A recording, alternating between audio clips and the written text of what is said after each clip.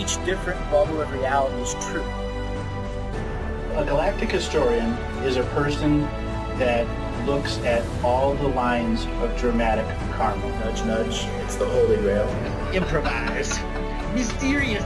It's counter psychic intelligence. Why is DNA farming of this star cluster so important? Because we do manifest our reality. We do create our reality.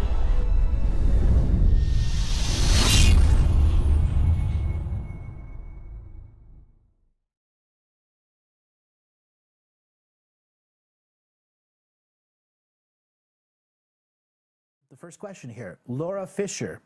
Her question is, can you explain the energetics of the most recent eclipse we've experienced?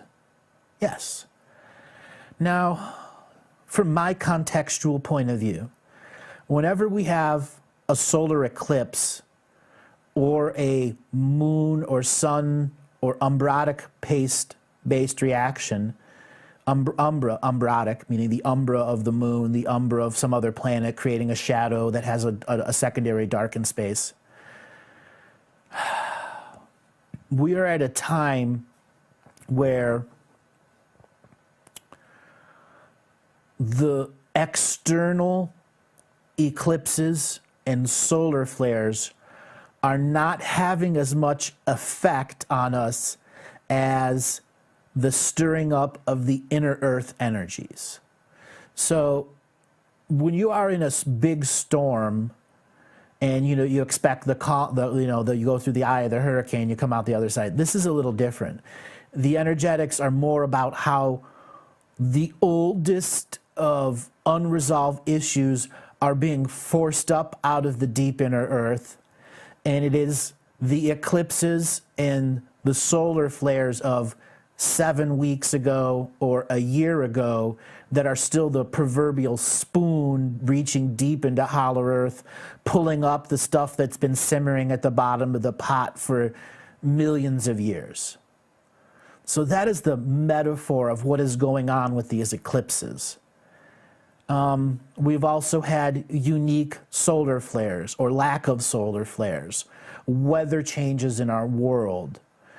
So June last year, there were a series of solar flares that even to this day are still creating changes that the hierarchical system is really challenged because their predictive models can't keep up with the amount of unlimited scenarios that are happening within the atmospheric co-creative process. So when you have light that is dappled from an eclipse in the upper atmosphere, it is creating a different effect on the edge of the globe of the stratosphere there. It's actually creating a different method of light. And that method of light is allowing a secondary incarnation system to literally bypass the archon system. So it's like a second direct access immigration point. So these energetics are huge volumes of spirits who have been unwilling to go into the archon-based astral worlds and are staying in the independent astral worlds. Their independent astral worlds have found a bridge of direct access with a incarnation date stamped and approved by Earth, meaning you got a birth date. You're saying, I'm coming in June 2017, or I'm going to be a walk-in in 2019. You actually have a frequency of light time approved by the planet and not stamped by the archonic-based system. So eclipses represent moments of mass immigration and mass exodus, meaning souls who've had it, they're not doing anymore.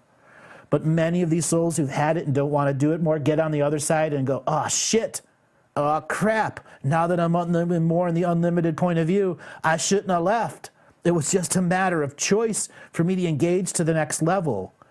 So you have this gigantic stirred up hornet's nest in the astral world of beings who did get out in the last 5 or 10 years, who are desperately trying to get back in and creating the next soup of miscreation that is going to be what the system tries to do, is bring people back that should have stayed away. That's the best way I can describe it. And eclipses will represent changes in that whole hyper experience of what it takes to be birthed. Okay.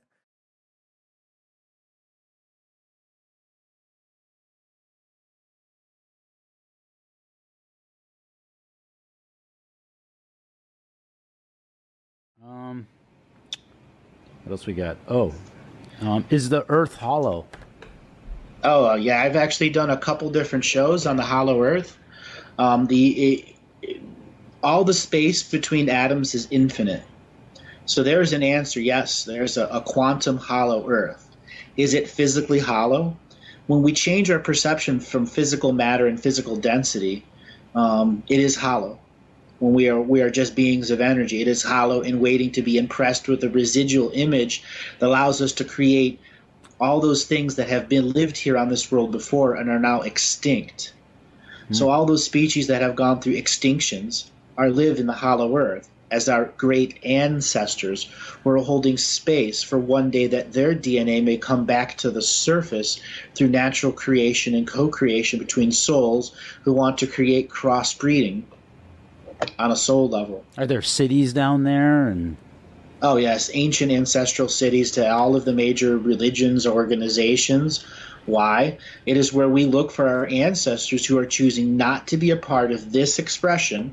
They have reached their completion, their extinction, their full contracts with this planet have come to an end. They have completed an extinction phase and live in the hollow earth. And we can commune with the hollow earth beings because they are also those that have graduated and completed their purpose. And they are separate from us now so that we complete our purpose, our concept, without influence from their purpose or concept. So that in separation, we realize we've all come to the same infinite source end, that we are all unified beings of creation.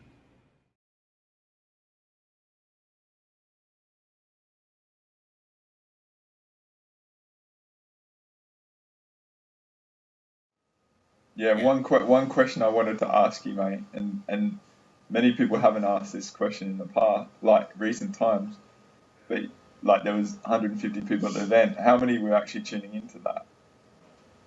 How many beings off-world and other realms and stuff? To the actual event itself? Yeah, I don't know, 80 or 90 billion? yeah. Maybe more, because some are collectives that I see as one, but even though there's millions inside of them, but they don't want to be identified as more than one. So I identify them as one, even though to me they're more than one. Yeah. Yeah. Because I don't know if you want to share this, but I was chatting to him quite a bit, and that's why we did a lot of the videos, because it was a pretty intense time for him, and doing the public stuff was tough. And one example of that, mate, you were talking to me about a collective that was in the 8th dimension. Do you want to share that at all? Which conversation was that I had? Well, I guess I'll focus this for you a bit, because what we were sort of summing up was how challenging this reality was, right? And you were dealing with a lot of different beings and races and all sorts of stuff, huge amounts, and you deal with it all the time. What I'm trying to offer here for others to sort of get an appreciation for Andrew's role is that in that very extreme time, he had people dying and stuff like that. Your responsibilities were still epic. Yes. And it never stops. It never stops. Getting more and more and more and more and more and more, exactly. And which is my level of responsibility is equivalent to my level of awareness. That's one of the main teachings of living the mystical life daily. If you want to have awareness, you must have responsibility that's equal to it. Yeah. And my awareness expanded before the event, during the event, and after the event, many million-fold. And I had to accept a whole new level of responsibility to that, to myself. Yeah. And the example I want to offer is what you shared with me, because it was pretty staggering. You had this collective of 80 billion that were in the 8th dimension operating sort of region, and you had to actually explain to them that even though the vastness of that sort of concept of a being that was so connected and so perceptive, they only knew 15% of what was going on here. So, Do you want to offer that, and mate? do even less. So They've been listening to the Galactic news reports because their focus was somewhere else. The law of focus is what you focus on is what will be in your attention field. Well, there are humongous collectives of beings out there whose focus is on the rest of the universe. And then they just send a small part of their collective to go and figure out what the hell the rest of the universe is doing. And it's like the Galactic News Network. They get their news. What's going on Earth? What's going on over there? What's going on over there? Through the perception of something else other than their own perception. So when you have these different dimensional-based species coming around, wanting to know, they're coming to me because I'm here. I'm the horse's mouth. Yeah. Literally. So I'm not a news reporter. No. So if you've ever watched the movie Ghost, my metaphor for who Andrew is like Oda Mae Brown with all the ghosts wanting to get his time for perceptions all the time, because that's what's going on around you all the time, isn't it, mate? Yeah, pretty much. They're just lined up, ready to go around the corner, around the block, always wanting engagement. And Right. you deal with multitasking. Right. And that's why Living the Mystical Life Daily was about helping people understand how to engage their precognitive infinite workforce. Because everyone has beings trying to communicate to them equal to their level of awareness. So if your level of awareness is very low, there are millions of beings that are communicating, but they're communicating directly to their higher self. They're bypassing you because you don't have the responsibility of awareness. Yes. Yeah. So once you have responsibility of awareness, those beings want you in linear time. They don't want your higher self. They want your experience, your light in here now. Why? Because ultimately they want to be able to incarnate here freely, and they need to know what it's like.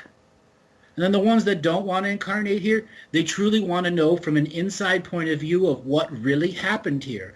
They don't want to know from the galactic news networks or the beings that are eternal universal evidence saying the bad guys did this, the good guys did this, because it's still charged and polarized. Yeah. You come to a sacred neutral witness who's existing in it, and then you get a sacred neutral point of view. Yep.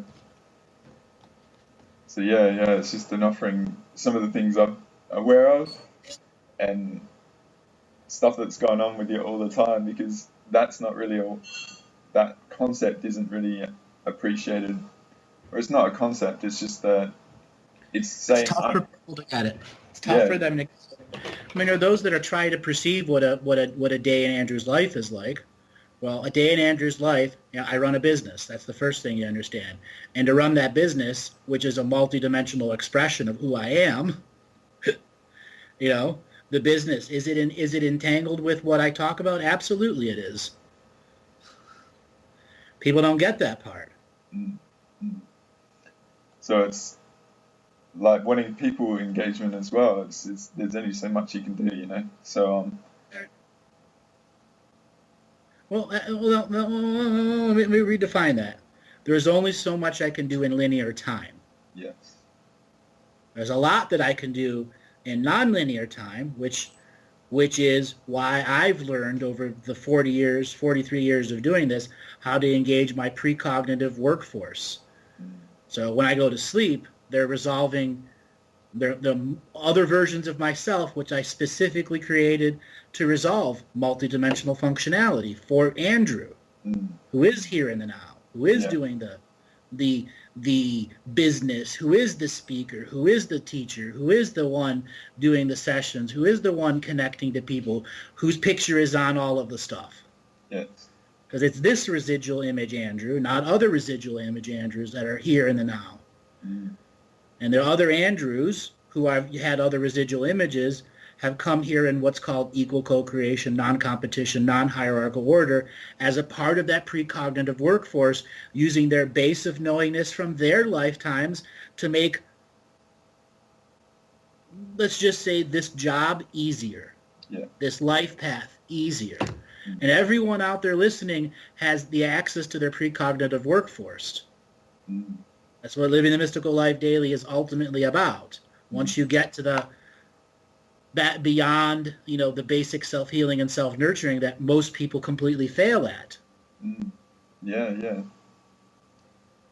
That's an interesting thing in itself, because to me, like, it's not a destination, it's a journey, like on the healing, and it's something I've got to I'm constantly vigilant on, because the dynamics are always shifting all the time, and people shift, right. People go through their ups and downs and all that, and if you become highly sensitive, then you need the rocket fuel. You can't Right. live off like diesel. You need the high octane sort of fuel to operate, whether it's food and body maintenance and all that sort of stuff. So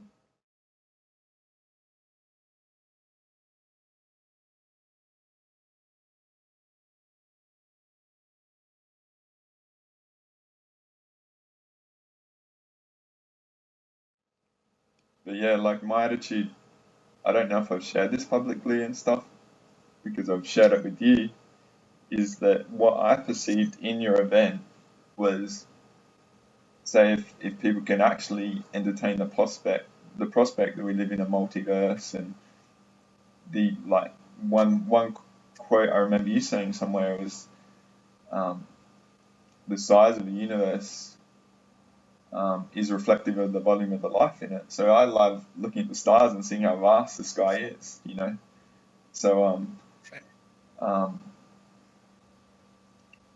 there will come a time that people will look back onto that event, and there will be statements in there that, how do I put this, define a future that's just coming into an understanding now. Yes. Okay? Because my purpose in that event was to introduce the meditation teachings, which are how I, in all the years of me figuring out how to do this skill, what it took for me at a fundamental level to put myself through my own boot camp, to become my own self-illuminated master, to be the grand master of my own obvious unseen world, because one must be a grand master of their own environment. And if you are not a grand master of your own obvious environment, you have a lazy perception and a lazy eye. And when you have lazy eye, you cannot have deep awareness. You can't. Yeah, it's like going for the finish line and not tying your shoes. You're gonna stumble if you're not personally responsible in that respect.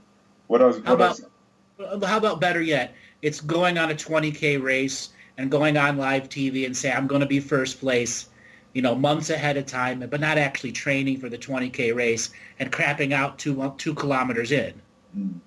Yeah. Okay? Crashing and burning. Crashing and burning, and 2 kilometers after you went publicly and said you're going to do it.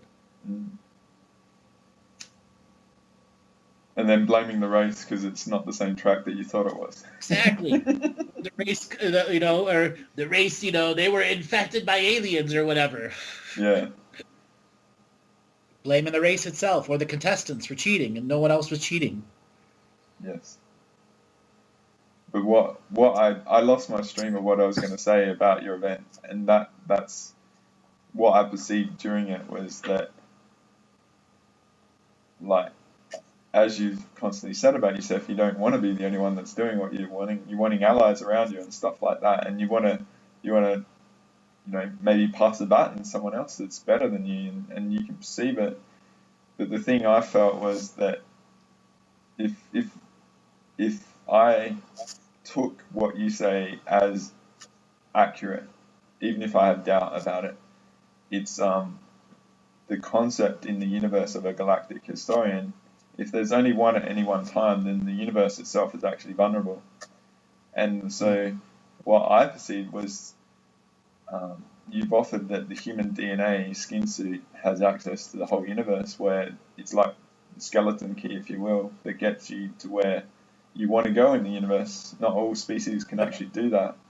And Sure. so the combination of the human DNA with the galactic historian concept will fill a void potentially for the amnesia of the universe, because it's not just Earth, it's everywhere.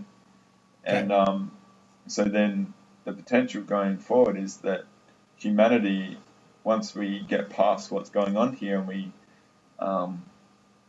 negate through the collective Dreamtime event and stuff like that, and out the other side of it, and then say if I want to use Earth becomes liberated to return to its role as a seventh dimensional seed planet of the universe, a way of negating what's happened in the past, if we use linear time, is that humanity has that as an option in its role going forward. So throughout the universe, instead of Jedis, there might be galactic historians that offer the reality as it is, so decisions can be made and things like this don't happen again. That was what I sort of perceived. So Yes, and there's several more layers to add. And I think the most important layer to add to that for people's consciousness Tetris, it's a term Andre and I have been playing with for a while, that the founder beings that are in our colloquial now history, but are only whispered about as the gods, yes, or recorded in religion. But even the gods in their eras had gods before gods, and those gods had before those gods. Throughout history, that you can see that over and over and over again. And when you add together the surface world is separate from the hollow earth, which is, bubbles of space inside the planet that have been hollowed out to make giant cities, cultures, rivers, lakes, and mountains. This is a gigantic world, and they have technology that makes their frequency light. They don't need physical bodies to have a physical exchange. They live in between the spaces of atoms of the stone. So they could just have a 1/4 inch by a 1/4 inch, and that's 1,000,000 surface miles for them to use for their population. That's why we can't go down there, because we, as surface beings, are DNA lineage agenda-based beings who are in an incarnational process to experience the surface sun connection. Those in the hollow earth are in a different form of connection to the earth's sunlight.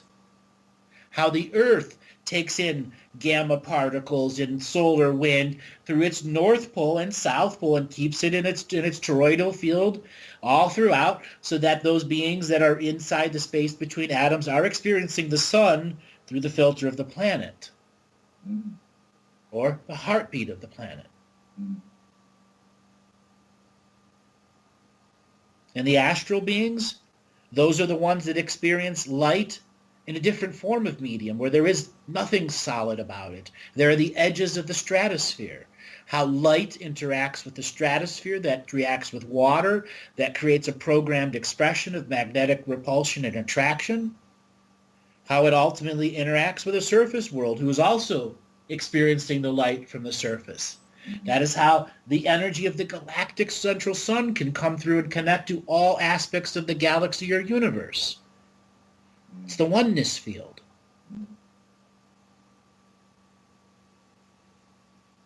So it is the ancients upon ancients upon ancients that have this battle to prove who's more ancient. And ultimately what's going to be revealed is the vast majority of those claiming to be ancients are not ancient at all, are imposters. But their people, in subsequent many generations afterwards, have held up this lie. So you have a good portion of hollow earth species who believe they are the ancestors of the founders and have been acting in good and bad in the founder's image, because they are the founders. It doesn't matter that in the hollow earth there are 6,000 different species who think they are the only founders, and their point of view is the only point of view, because they're the seed of the founders. How am I wrong in this moment? That's my first principle I live by. what if you're actually sending those guys a message down there? To me, it's courageous actually exploring if I'm wrong. I don't see it as a weakness. Because Maybe we'll make that a future recording. A conversation to the guys down there. yeah. I'd have fun.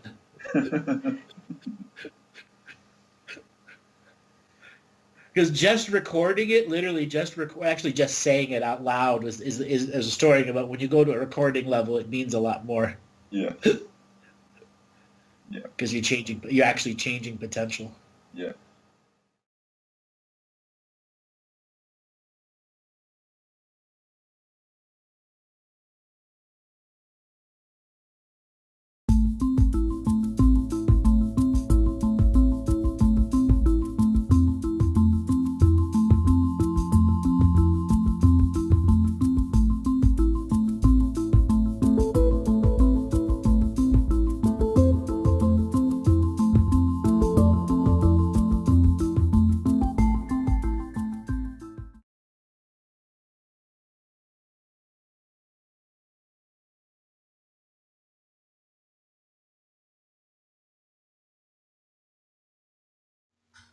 All right.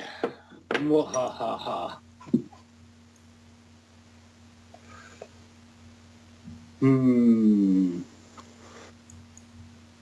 What can we delve into? Well, did you want to talk about the off-world? I do. I don't know how releasable it's going to be. I mean, I can, make it like a spicy Thai soup, or I can make it like an average, cheeseburger. What flavor do you want? Well, the thing is, right, this is the way I've sort of always operated with you, is what you can do is you can fill in a lot of the gaps that people can't see. So the key is to measure what is aware and just add to it with clarity. That's the way I've sort of approached you all the time. Uh-huh. So are there angles that are going on relative to now that will affect the greater scale of things that people just will not be able to even perceive, that you can... Tens of thousands of angles. It's mind-numbing the amount of angles that are going on. The thing is, it's understanding the context. We just have a tiny, tiny, tiny fractionalized little piece of the puzzle here. And you could take UFO community and the canon of what's there and add it all together, and it still represents a micro amount of the perspective. So what Galactic History tried to present was a bigger slice of the pie, of the fraction of the pie. And the last few years is about people from this community and people from this community putting their pie pieces together. Yeah. Well, now you have all these people with little tiny pie pieces, but not enough to actually pitch and sell to the whole world. So you have a few big guys at the top, just like you would at like a football league or a baseball or basketball league. The guys at the tops are the ones that'll do the 20, 30-year career until somebody else takes over from them.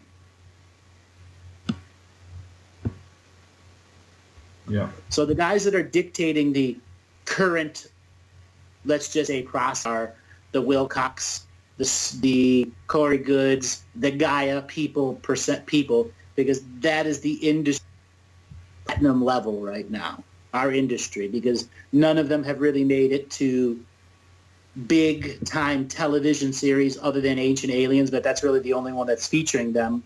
But they're now producing some of their own quality stuff. So it's what perspective do you want to go from, so that people can understand what it is, because really it's about the Hollow Earth negotiations now. What happens on the surface is useless and pointless.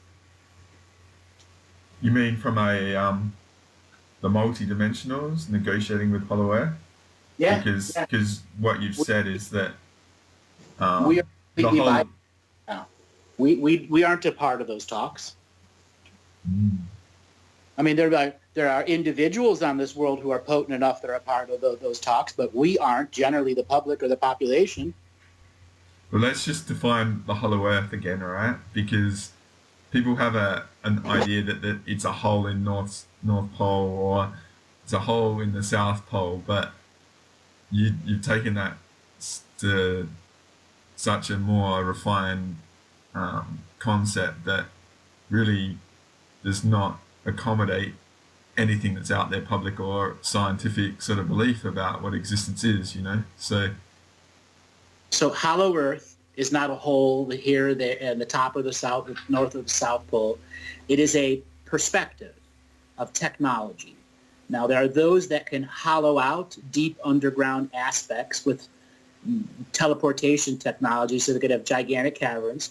Natural caverns exist, and then there are the species who have technology that learn how to live in between the atoms of stone. So they have virtually an infinite space inside there, plus full access to sunlight and all those other stuff because of their creational-based technologies of living between the atoms. So there's two classes of technology down there, the ones that physically live down there and the ones that etherically live down there. Now, the ones that etherically live down there have the greatest influence right now in ultimately determining solar system politics. And the individuals of those clans and organizations have relations to the physicals, the ones that are in actual caverns. There are 10,000 plus species that live down there and about 20 billion, 22 billion living beings down there. Okay? And they're not defined by time or much of what is going on up here because this is a reality. It's a construct. It's not This is a construct. And many of those down there have their own construct, or some lived construct-free. And it's their clans that bind them together, not governments or nations. And clans have been interbreeding with each other. That 10,000 species down there have done a lot of breeding together where there's cross-species hybrids down there. So, I mean, that's a pretty good overview because you've gone into a lot of areas that I've sort of chatted with you and stuff. But the thing is, what you've said all along from a macro sort of time scale thing here is that there was an incarnation war by multi-dimensional beings like that were infiltrating in the light and dark, that were battling on, say, the surface and had access to Hollow Earth and stuff. But Hollow Earth fortified itself from all that and held out. And the whole incarnation invasion and taking control of the surface was an effort to access the Hollow Earth, to access total control here. And that didn't work. Yeah. Surface was just what they could get to live on, what they could get to live there and be their DNA farm. Yes. Their workforce, surface workforce, which would also act as a innocence defense network. Are you going to bomb the innocent up there? Yeah, because the human skin suit that's a byproduct of Earth is enormously valuable technology and experiencing for the soul. So it was a target and stuff, but it's just an aspect of the whole greater thing. Right. Yeah. So we as humans are caught up in that. But what you're sort of saying is that there's something really quite profound going on related to all the greater scales. Interesting. Right. So the clans is really what you semi-unite or disunite the Hollow Earth, be you etheric or physical. Now, there are a group of etherics and a group of physicals have formed their own, let's just say, sub-clan of belief or philosophy, and they're the ones that are challenging the negative physical incarnators like the Dracos, the Reptilians, so on and so forth, the Orions, and the Syrians, the other ones that are still down there and have a significant presence in our subsurface and spatial process. Our NASA is completely related to, the Sirius star system. Why? Yeah. Because that's the esoteric communities that drove it from its beginnings. Remember, there's still a process where the hierarchical system is trying to, let's just say, harvest as many high-end spirits into NASA because they can harvest brain power from them, as well as created a closed spiritual dream space in which they can pose questions to uniquely smart people who don't realize they're in a construct. Mm. Mm. And the other thing is that what you've sort of offered is, see, there's human beings that are proxies. I'll use another word like ambassadors that represent aspects in the hollow earth. Right? It's like you use sort of cats as an example of being unentangled technology, where a soul might have an experience on Earth just to get an understanding of what's going on here. But like, there's many.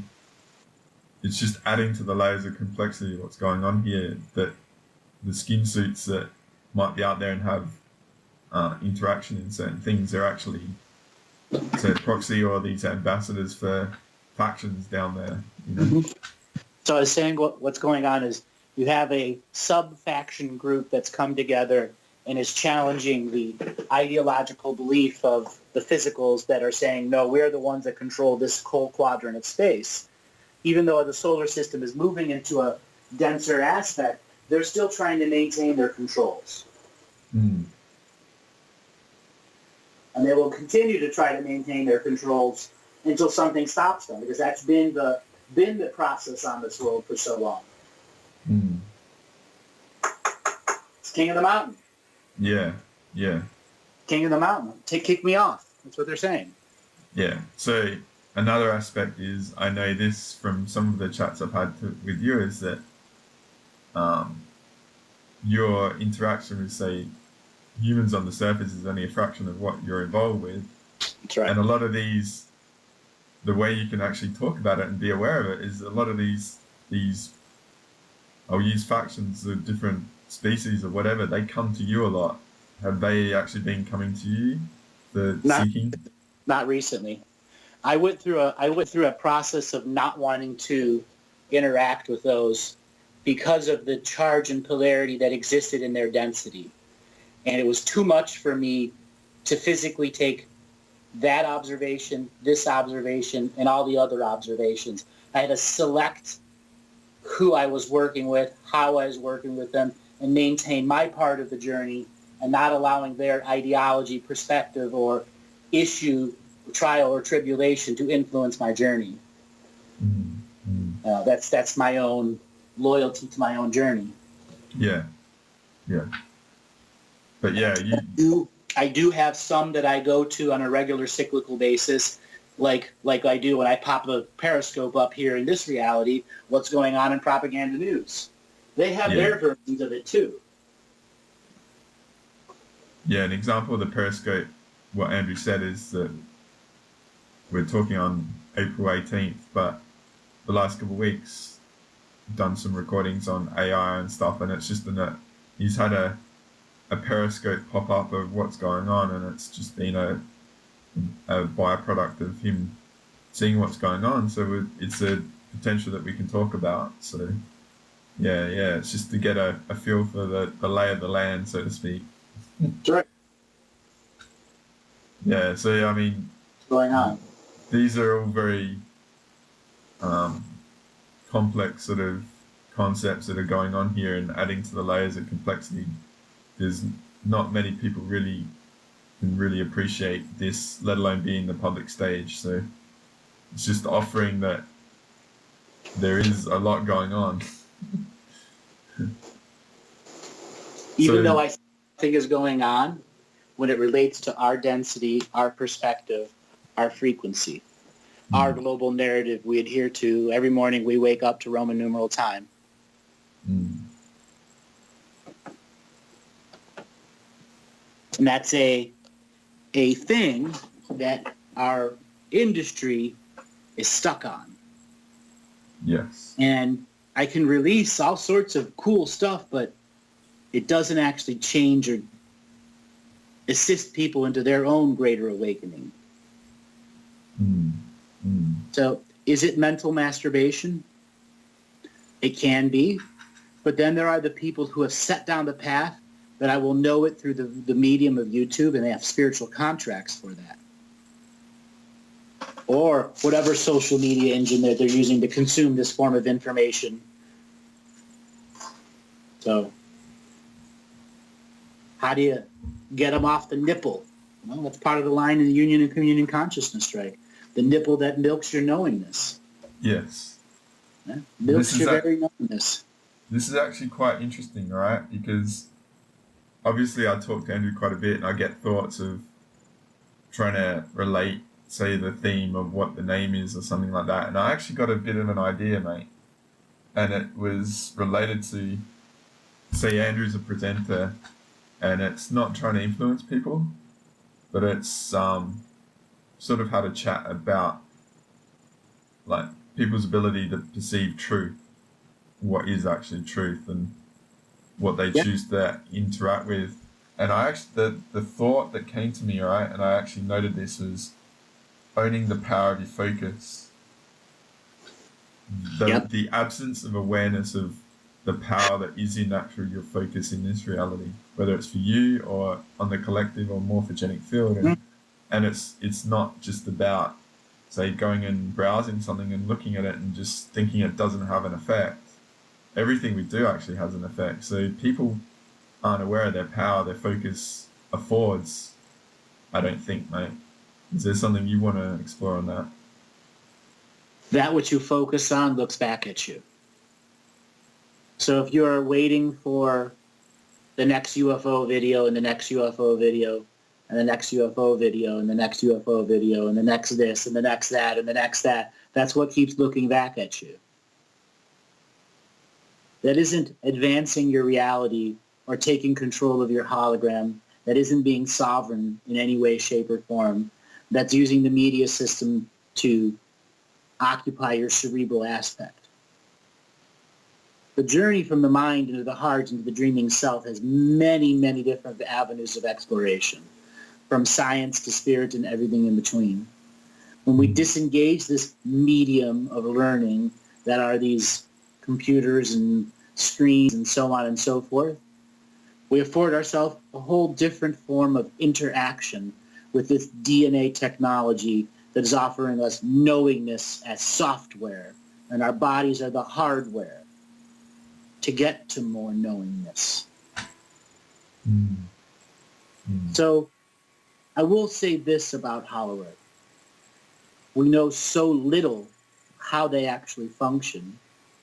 And the light that I can shine at this moment is it's a battle for ideology now between clans and tribes of beings who live between 4 and 25,000 years. And that is the caste separation that is also going on in Hollow Earth. Those that can technologically continue their life through transferring it to one body to another, be it a gray, a clone, whatsoever, versus those who can be born, can die, and then be reborn into the next generation of children and find immortality through the fetus and womb process. And then you have the what we call mass incarnators, ones that come in and occupy surface world, astral world, hollow world, and they're an aggregate age. Now, those are the really advanced ones that have been here a really long, long time, and there's others of these all over the star clusters and all over the galaxy and universe. They have now made a more larger presence here. And by having multiple beings on multiple rungs of incarnation, it allows you to create a very porous in and out process instead of the rigid dome that was around this planet of incarnation before. And you mentioned galactic history and the fortification of this planet, a spiritual fortification to stop spiritual invasion. Thus why the Hollow Earth has broken down into this caste system of those that can live longer, do more, play the longer game, and invest and involve in other forms of reality-altering technology such as time travel, be it consciousness-based time travel, DNA-based time travel, or physical technological time travel that allows you to transverse the hologram to previous aspects of itself and then begin to make changes on it. Because knowing that this world, the way it's set up, it can have tens of thousands of timelines on its surface and subsurface, each individually related to the celestial clock of time, which allows you to create a massive beehive or hub of timelines that can come together, allowing travelers in times from other eras of other planets to make their way here. So that is what's opening up down there. A mass immigration into Hollow Earth itself. And the factions, clans, tribes, and micronations that are down there are all in an ideological battle of who to let in first, to let go of hierarchy, to keep hierarchy, to keep domination and control, to keep their modus operandi of running a global narrative, okay, or a star cluster narrative. That's all in ideological debate at dinner, their proverbial dinner tables now. Are there factions that have military aspects that could go to war? Sure, but they still have dinner tables and children too. And at their dinner tables are these ideological conflicts and conversations coming up. And they can no longer avoid it because they're thousands of years old.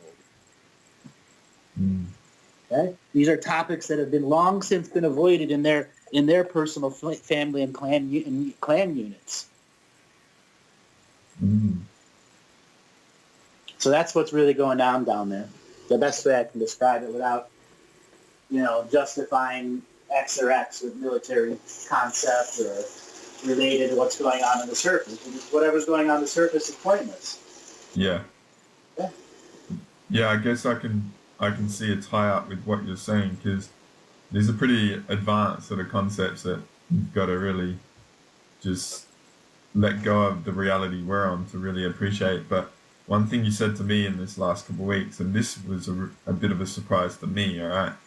This was the frequency shifts of our solar system, which related to the necessity of the quarantine being fully operative, not right anymore, because a lot of the species couldn't actually operate within the frequency of our greater reality being the solar system anymore. So is that related to why these negotiations are going on? And you're saying the immigration are occurring because that's opening up relative to what's going on to Hollow Earth, where maybe it was blocked before and stuff. So before we cross the galactic central plane, many portals were closed on the Earth side. As we got closer to the galactic central plane, some of these portals opened up, which startled the Archon grid internally in Hollow Earth and externally in the astral world.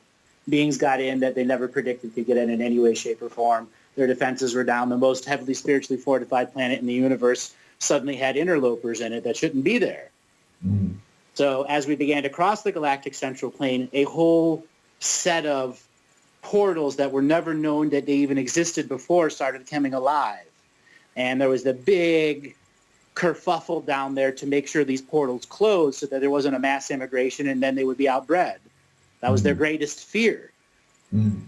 Okay? So something was done that ultimately helped them understood that what was going was a realignment of internal celestial time, which redid all the variables in actual physical time travel. And because so many of the Hollow Earths, their plans are in time and outside of time, it greatly confused their position in time itself. And as they crossed the galactic central plane, like we did in early February, finished crossing it, we're now at a point where these portals will open up, and there's very little surface esoteric, subsurface esoteric, or astral esoteric stuff short of builder technology that will stop this stuff, original founder species stuff. Okay. Because it's literally imprinted into this space of reality that this planet will open up these portals and connect to these frequencies. So this is all returning to Earth's original purpose. Correct. Because that's the gravitation that's going on no matter what any vested interest has, yeah? And whatever games or tricks or technology they use, the inertia of the whole thing is returning that and her to her role, that's what I feel I'm here to do, mate, Yep. As a foundational thing, it's just an aspect, So, interesting. So that's forcing these conversations to be explored that were avoided. You know, they're realizing that, hey, our actual position here, as advanced as it may be compared to humans, not that they compare it's irrelevant. Yep. So what are we going to do? How are we going to get out of all this? Because maybe we've got karma that we've got to deal with. Well, no, they're not. They're not ready to deal with their karma, because their karma all deals with shutting down the false timelines they created to create energy harvesting on a mass scale, which was against divine order. So you're going to have those that are just going to choose to take their cookies and leave, but are they going to set the place on fire before they go? That's really what it comes down to. The ones that can't continue, they literally won't be able to survive in the reality anymore. The planet will begin to remove their authority to have any form of authority in the reality. That means their very essence and light will be dimmed. Yeah, because I guess one of the things that you've brought up over many years is, say, how Earth intervened in the money system and created a love virus, and you sort of, it hasn't been a topic that's covered much, and there was stuff going on and reasons for maybe you're not covering it. But say in the recent AI sort of chats, you sort of connected a few dots with relation to the AIs that are good AIs that contributed to that. So the reason why I just bring this up as an example is that, say, Earth is exercising her power of, you know, being here herself. You know, she's not just a neutral facilitator for all this crap. Not saying that she's going to stop it, but she's Co-creator. Yeah, she's. It seems to me, mate, there's a movement towards her co-creating on a greater scale, which will checkmate anything if she wanted. Well, Earth is fully in conjunction with crossing the galactic central plane. Think of it like a person that's been in a 500 lap IndyCar race, the last lap, and they're coming off. She's not going to get anything else. Right? Yeah. Going to get out of the car, helmet's going to come off, the hair is going to wave, and they're going to bring the trophy to her. Okay? She's not going to get anything up. What's programmed at the end is the victory, though, that cheering of the audience. Okay? The cheering of the metaphorical audience is what's going to eject the negative that can't continue divine co-creation.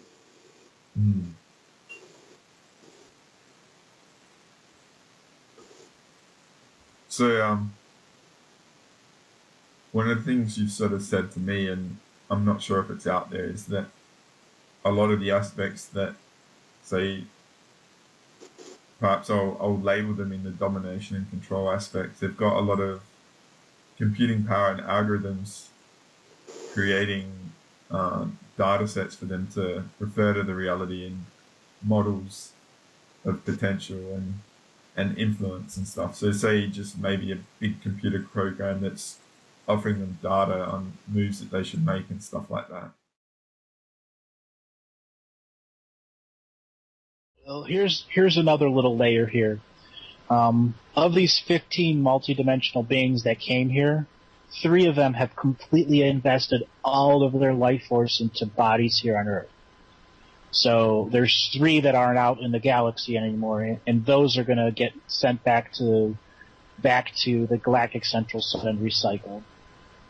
We trapped them here because we over-incarnated and planned our lives so well here. They needed to, like the poker game, all in here. Right, so there are some that have already been dealt with?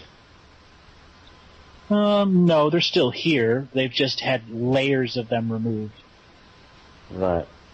Now, what was the figure? You said something like 6,000 from 18,000? Yep. Yeah.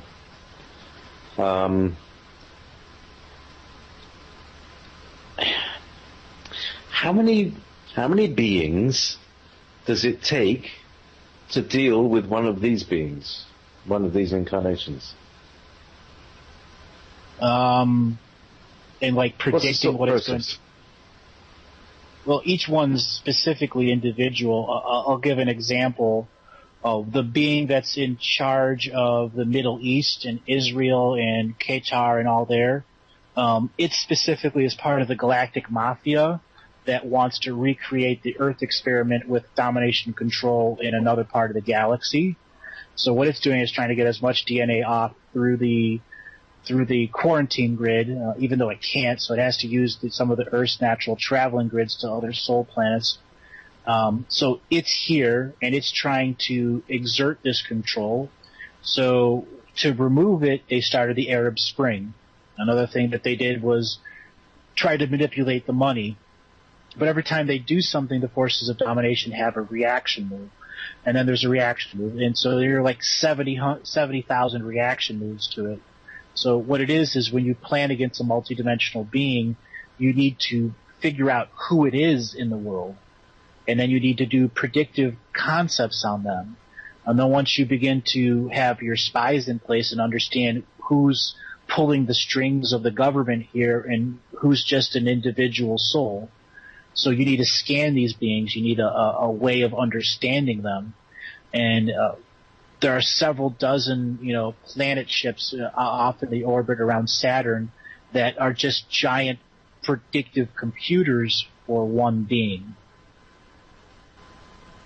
And that's just for one of these. One. And there are several, right? And there are several million beings that live on those planet ship, all dedicating all of their time into understanding that information, and then plan several million reactionary movements in advance in a time-based war. Remember, there's the layer of the time wars here, so some of these multidimensional beings are existing in the past and affecting the future at the same time. So the beings of light that came here had to fight at that level too, had to create technologies and predictive abilities to understand what they were doing. That's why it was so vitally important to unify the timelines in June. Right. So this is interesting because once upon a time, Muggsy read me and described part of my job as being able to.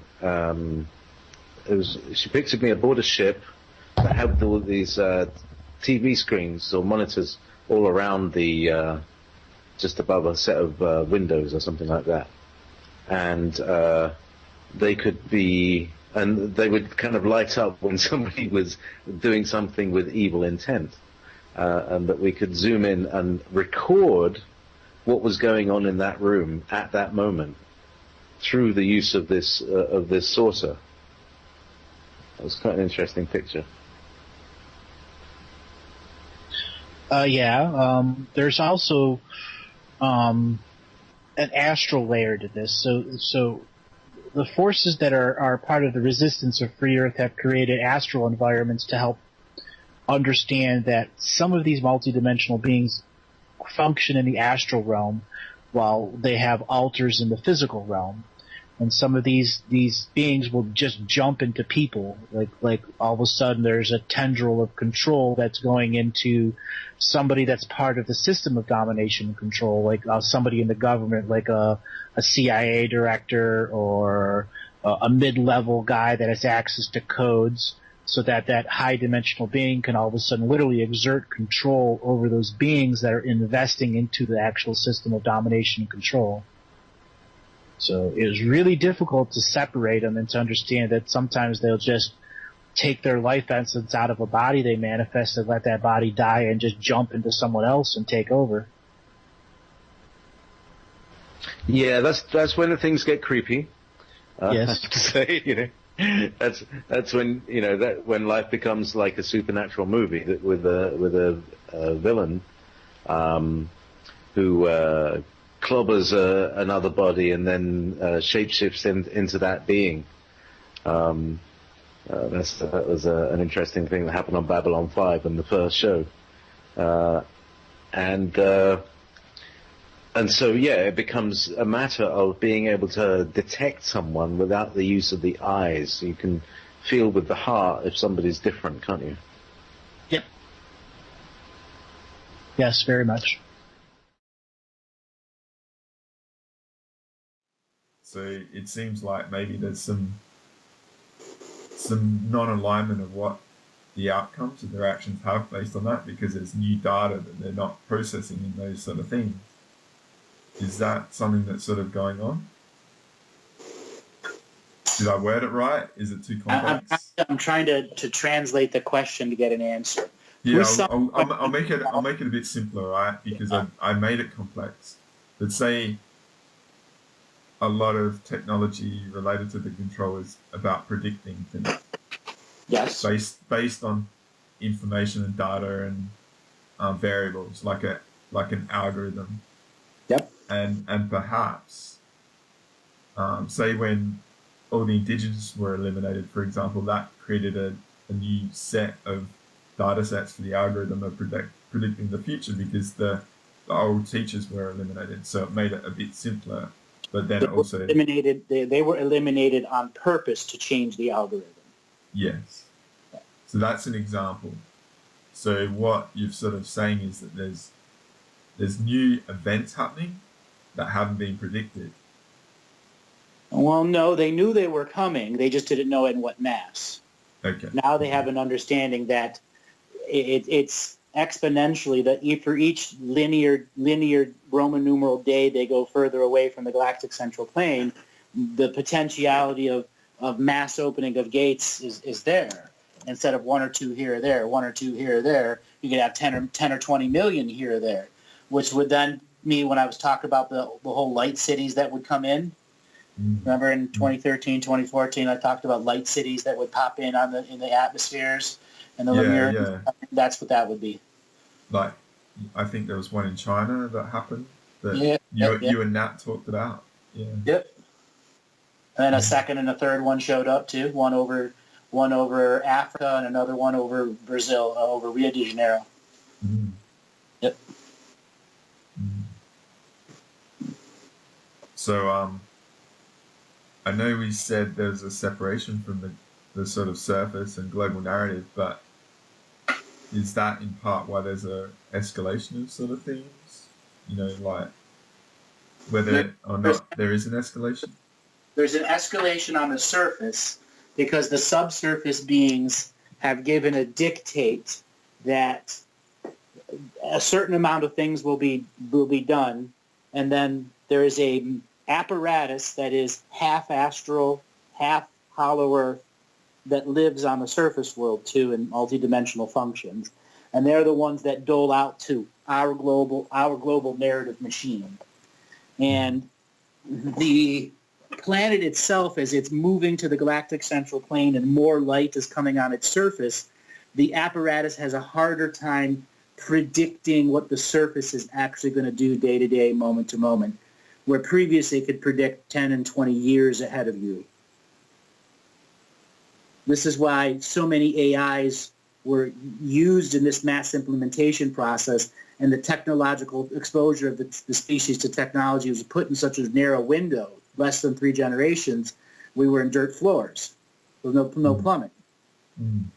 Okay?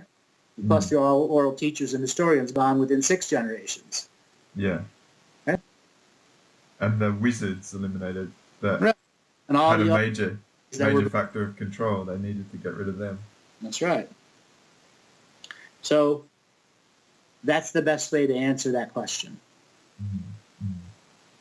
It's all just coming to a head on whatever micro macro scale. Well, I live in the United States. You live in Australia. Does the United States news dominate your narrative news?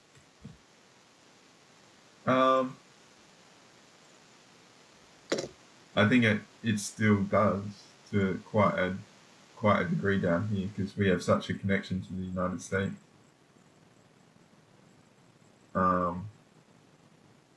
Does China's news influence you? Not so much. So So I don't think China ever gets a a true perspective through our narrative down here. No, because even though you're really close to China, and there's a big volume of Australians that go to Hong Kong and China and vacation, so on and so forth. Trade as well. Right. But they don't want anything rocking the boat there. No. Now, right now you have United States, which is the military aspect of the Hollow Earth apparatus, trying to maintain 250 independent groups that are all part of this apparatus who realize that a power shift is coming. And you have a hierarchical battle now inside its own apparatus in all the different layers. Yeah. I do feel that. And America is it's not giving up, you know? It's not giving up. No, it's not that it's not giving up. It's doing exactly what it's told to do. Maintain the global narrative. Yes. It's doing the best it can do to maintain the global narrative through Trump. Even if it's making the government look like an idiot. And that's fine. The system itself needed to reprogram its patriots. And the best way to do that is to take the peak of power, the presidency, which has been that way for, 2 centuries, Yeah. And this is where it comes to me, all right? Where I said owning the power of your focus. Yeah. Because if you get caught up in just that small fraction of drama relative to the control, you can get polarized quite a bit, you know? Oh yeah, you can get taken down by your own ideologies. Yeah, because it's realize you're a zealot. It's show business for ugly people, and it's about putting on a show, but it's the difference between the show and what's actually occurring. And what you're saying is that Trump is just a character in the greater play going on, and he's got his behavior mannerisms. There was always going to be this slapstick needing to infight, that's creating drama, you know, that distracts us from the narrative marching on, so to speak, in a way. I like that word, narrative marching on. Yeah, it's just rolling on like a rolling machine, you know? That's right. Yeah, because even though it's new sorts of explorations of, say, interactions with, say, the US president, like using Twitter to bypass the whole mechanism of the structures and going directly at competition, you know, or having arguments with people, you know, it's like trolling people. President himself trolling people on Twitter. It's actually quite funny, you know. It's disturbing. It has its funny part, but it's disturbing because the office of the presidency had so much innate respect, generations of respect, and now it's being made look like a fool. But that's actually on purpose because they're trying to break the hold of government as the apparatus so that they can instill their next level of fear. Yeah. Okay? That's why they want Trump to look like a fool now. They want the instability in the mind that the country could fall apart. It won't. It's all interconnected through economy. Yeah, that fear of uncertainty, like really shaking up people's like stability. Yep. I get that. Yeah. But it is unique. It's a new play, and it's having an effect. That's for sure. So Oh yeah. It's having an effect. It's having an effect. That's absolutely for certain. Absolutely for certain, it's having an effect. Like I said, every now and then I pop up the Periscope, and what I look for is in the propaganda news. So I'll go to the 3 sources: CNN, MSNBC, and Fox. Even though I can't stand Fox because it has an energy about it that is just tainted. You know, CNN's no better, but at least their broadcast doesn't actually have mind control signal in it. Yeah, Or Fox. nowhere near the high volume that Fox does. You just have to look at how quickly Rupert Murdoch succeeded and became an enormous figure in the whole media game. You know, Right. it's just no one has success organically at such a scale in such a quick time and dominates. You know, without a lot of tools. You know, a lot of support in various levels. So yeah.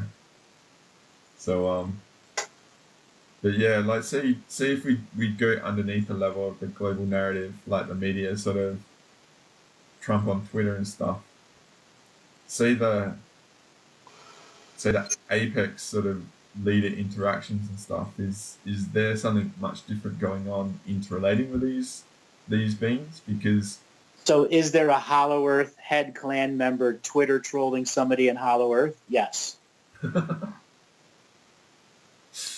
Think of it as a bunch of like martial arts masters that have got their dojos and they get together every now and then.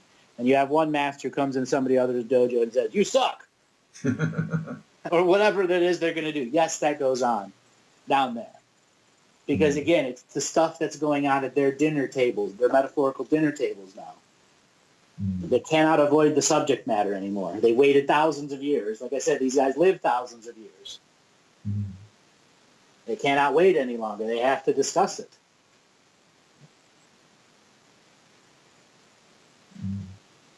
That means some of the really old ones have to give up the seat of power. And they don't want to. yeah, because it's all uncertainty on whatever scale.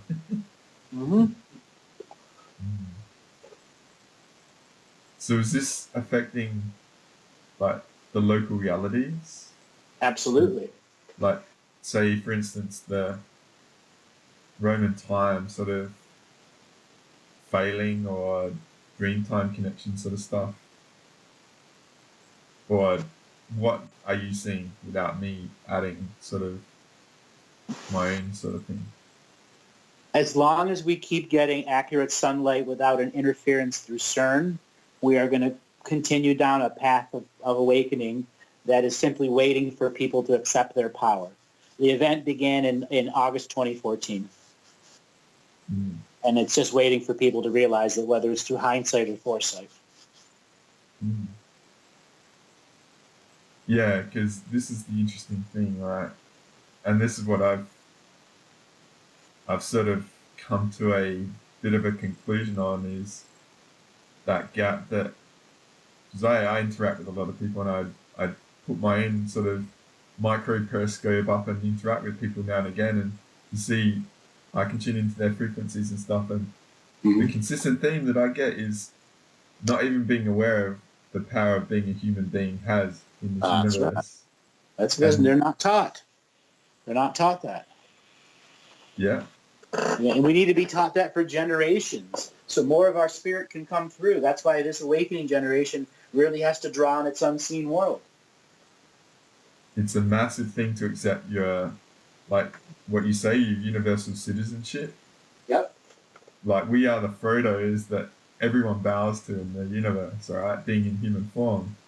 Right. The thing is, we're playing the small, insignificant, like playing into the global narrative sort of thing, because it is such an impressive apparatus to disempower us, really, by accepting that we're not powerful first. And so that bridge to actually accepting I am a bloody human being and I am powerful because I'm in this skin suit on Earth's surface now, despite all this crap going on. It means I am a powerful being. And because I am a powerful being, I must use my source connectedness now. Yeah, I don't need to be codependent or have portals or tubes connected to all this stuff, because I don't need to be codependent on that stuff to remind me of that. You know? Now another aspect, before I talked about the quarantine grid coming down and stuff like that. Now there is ships going in and out of our star cluster now where there wasn't before while we were crossing the galactic central plane during that whole process.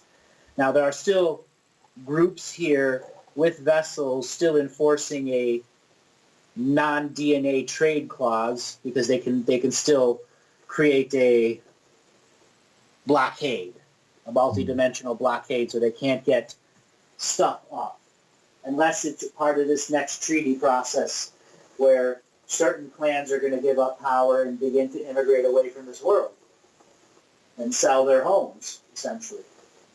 Not necessarily the highest bidder, but the next form of incarnation that's going to come over and take over their estates.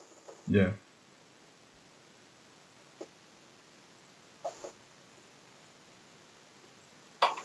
Could I say that they won't be a signature frequency match to this reality? That's why.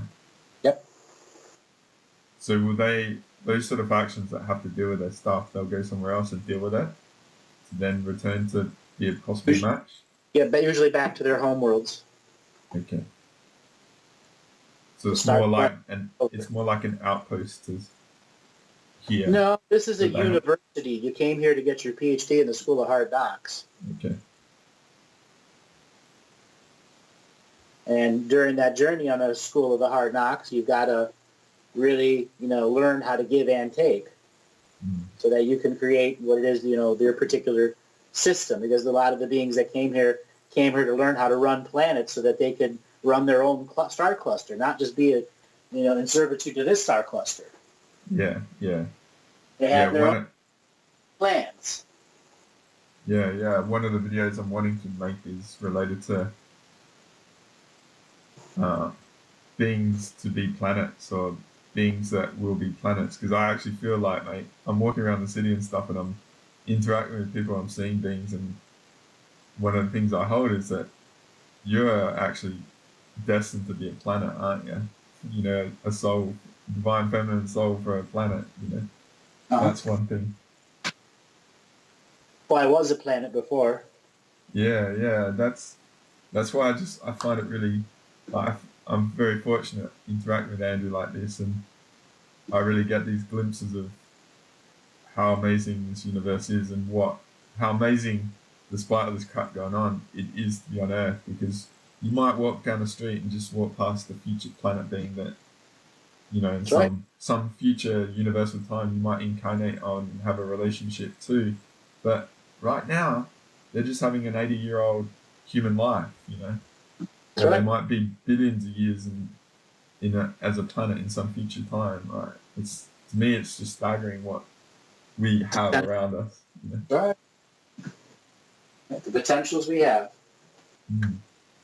But we don't know it. It's just such amazing stuff might happen by that 1 degree of every day, that we're just so caught up in the limit of the reality.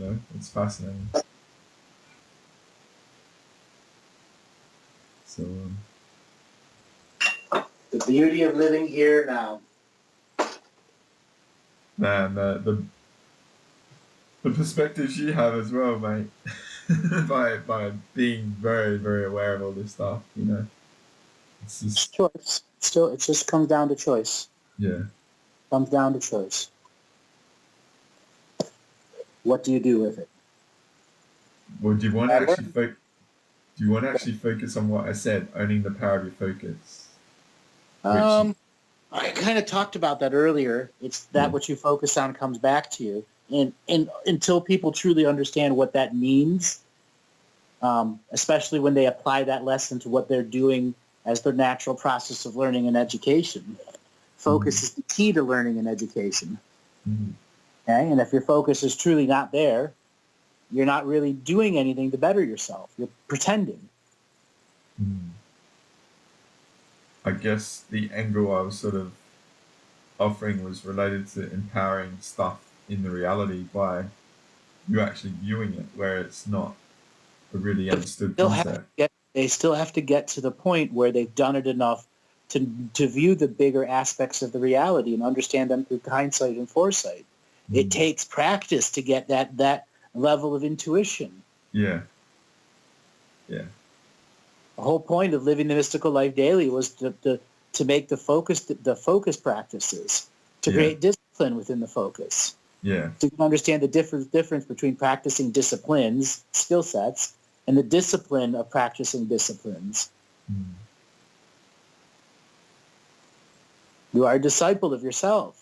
Yeah. You have all sorts of tools that must be used and reused. Yeah. Our very life structure isn't set up to allow us to have the freedom of that exposure. It's not set up, but you can still choose to access it if you want. Yep. Yeah. Correct. Just because we're not taught, we're not offered the tools, we're not having the avenues, a lot of stuff is hidden and we're hindered, doesn't mean you don't have the chance to, if you want to choose it. That's right. Yeah. Interesting.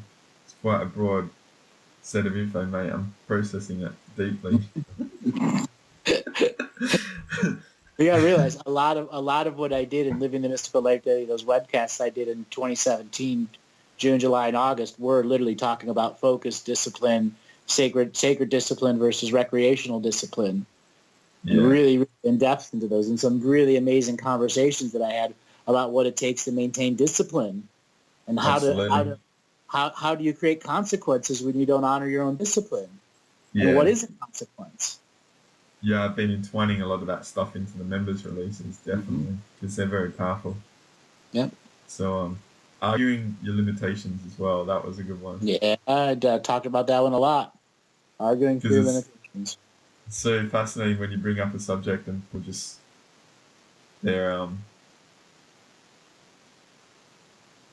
it's just about the information that people take on as an assumption when you challenge it. They're looking to find a reason not to accept new data.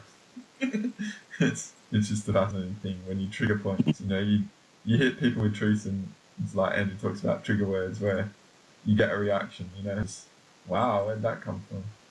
Yep. So.